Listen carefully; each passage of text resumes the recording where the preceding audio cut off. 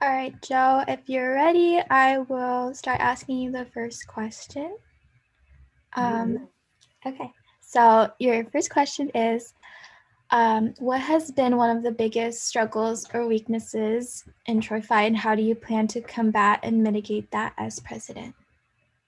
Absolutely. I think that if you were to ask me this 2 years ago, I think or even 3 years ago when I began my journey in Pro-Fi, it's definitely our apoliticalness or just like the fear to take stances in whenever political situations arise. But I think, Rochelle loves saying that we stand in the shoulders of giants. And I think that's what I would be doing if I were to step into this role of, like really standing in the back of like what Rochelle has done and like other leaders and e-boarders have done to progress our organization. So that's, and I think that would be it before I screw up. Okay, your next question is, how will you balance social events and advocacy events? Yeah, I think this is definitely a very important question. I think that it's important to understand that these two can coexist. This past year, I was able to involve myself more in community organizing spaces, especially through Bayan, and saw that even the most radical organizations need time to care for themselves. We can't really show up for our community if we don't take care of ourselves, because we won't be putting our best foot forward, and we won't be putting our best self forward for our community if we're not taking care of ourselves. We need to practice radical self-love in everything we do in order to practice radical love for our community. So and I think we've been able to balance this well at Troy-Fi. We party at night, and during the day we show up for the community. And I think there's definitely one doesn't have to be prioritized over the other. It's a balance. It's like just how life is. So yeah.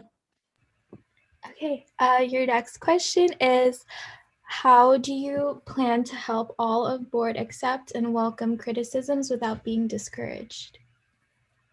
Yeah. I think that's definitely,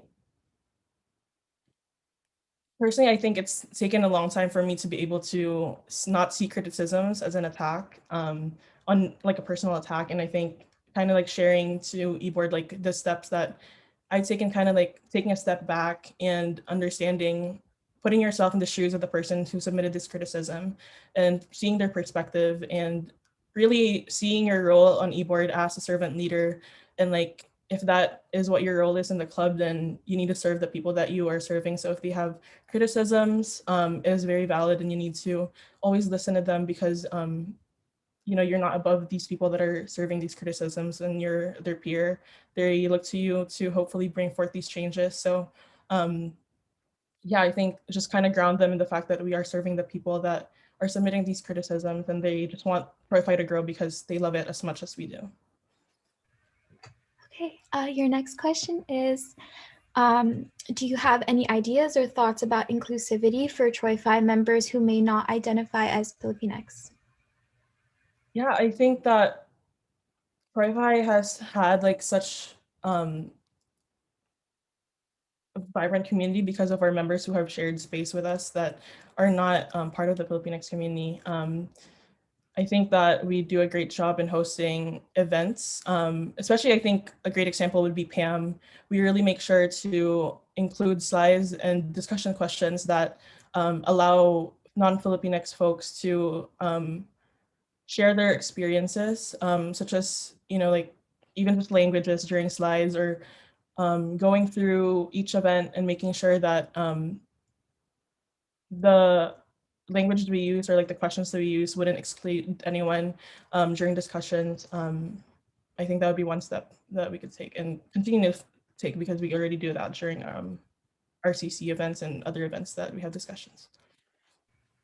Okay, and one of our final questions for you is, what or how do you envision yourself leading eBoard and Troy Phi as a whole?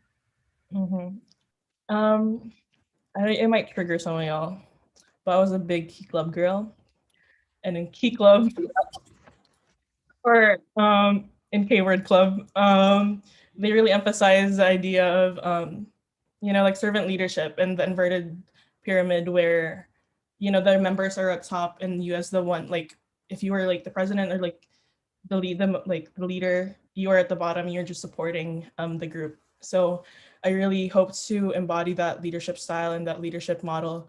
30 minutes.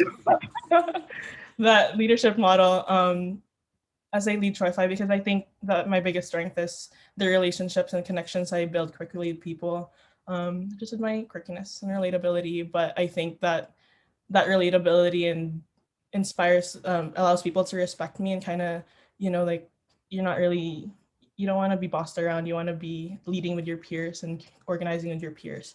So that, yeah, time. Time. Thank you,